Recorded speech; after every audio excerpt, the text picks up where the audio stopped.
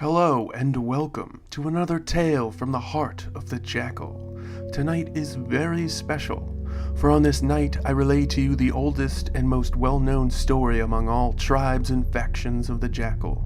This very evening I, your humble host Lothran, relay the first tale of Ephemera.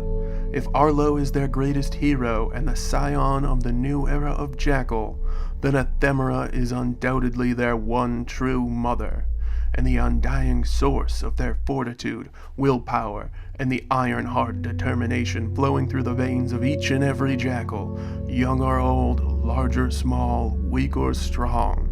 Without further ado, I suggest you grab a snack, settle in, get comfy, and listen closely to Wandering Itch. Striding to escape the inevitable on shaking limbs and hands. Figure. A single Jakul figure walking between the houses. Ephemera fought to keep her eyes from shutting, anything to push the impulse back from the forefront of her mind. Fight! She continued to struggle against her confines, her arms rubbing against the hard wooden chair bolted to the floor, the stench of her rotting family rising once more to her nostrils. That broken window, a crazed citizen had smashed it to slit their own wrists and throat, still hanging on the broken glass, letting the smoldering embers waft into the desolate remains of her home and family. Always there, crawling over her naked flesh, the shedding of her clothes had helped for a short while, minutes if that. Her husband had ripped great grinding gashes of skin and muscle from his hardening bones. The still forms of her mercifully slain children lay peacefully off to one corner.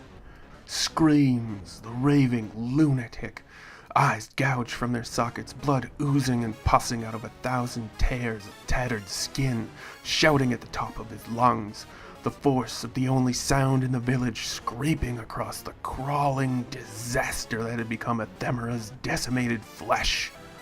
Their willful, playful foolishness. It wriggled under her skin. It seeking no prey. It destroyed them for their collected ignorance, scrambling down and through her leg. Ephemera could not resist the urge to dart her arm down to her calf and peel the very flesh from her form. No! No! I must be will! I must be strength! I must endure! She forced her left hand back upon the armrest, back to its spot to sit with the most severe patience of all eternities, the opposite of the other hand, the one nailed, tied, and clamped to the chair that was now her self-styled prison. She grit her teeth, clamping with an itch that somehow worked its way between molecules of calcium, forming her life-worn, off-white food measures. It was everywhere, seeping into her very being. Why had they not listened to the elders? Why? Why?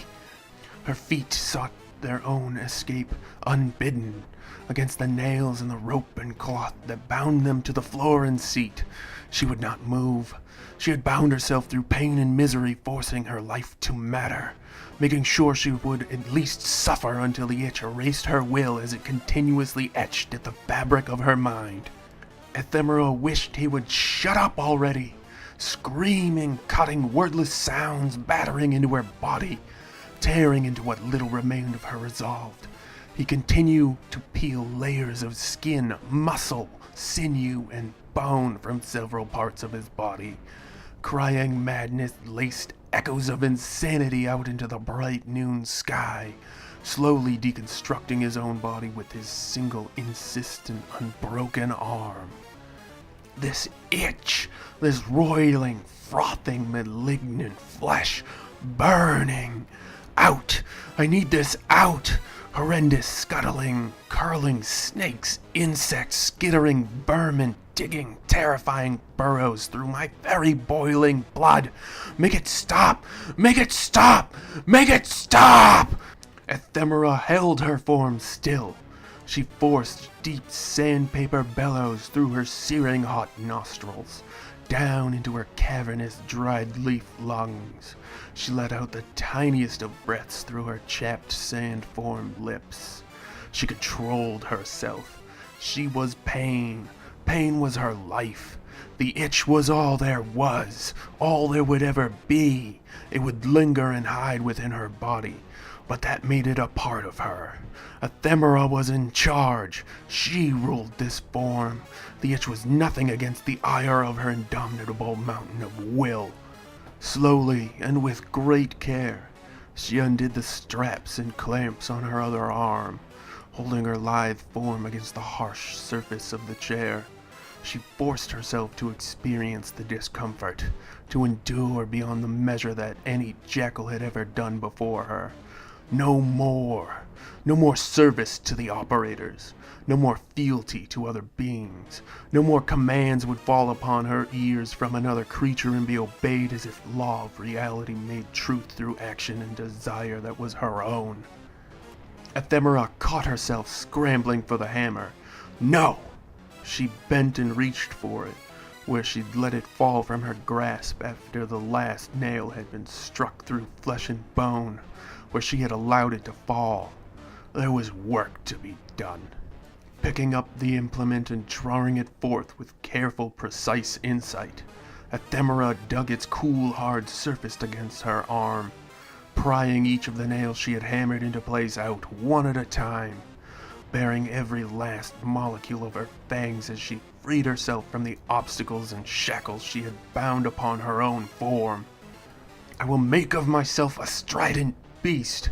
I will carve of my flesh the figure, the one towering figure to raise my people out of this hell, an abomination they find themselves trapped within.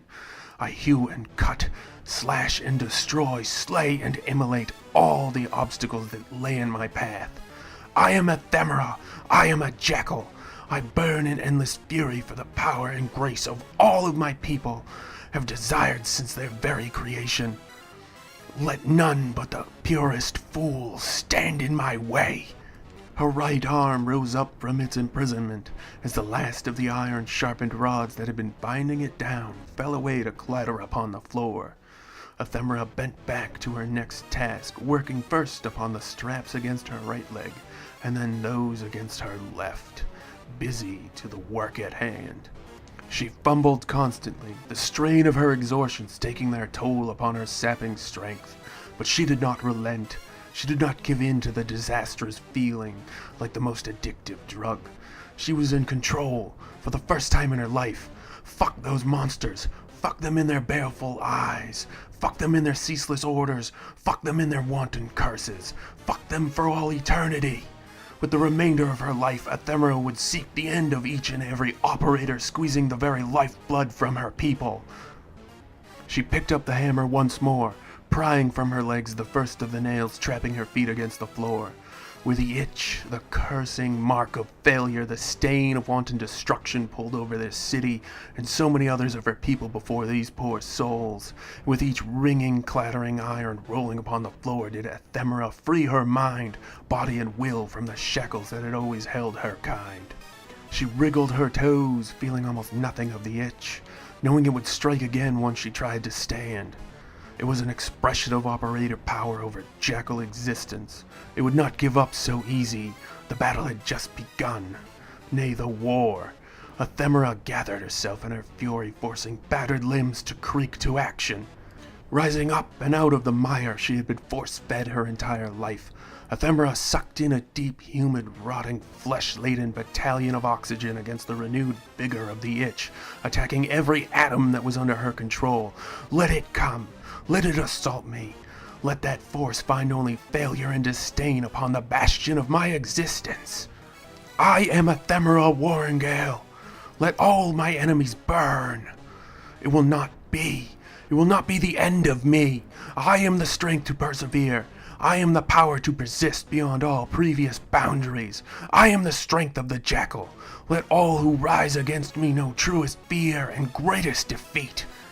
She took the briefest of moments before striding across the floor with ease, forcing dying limbs to move beyond their measure and out into her town.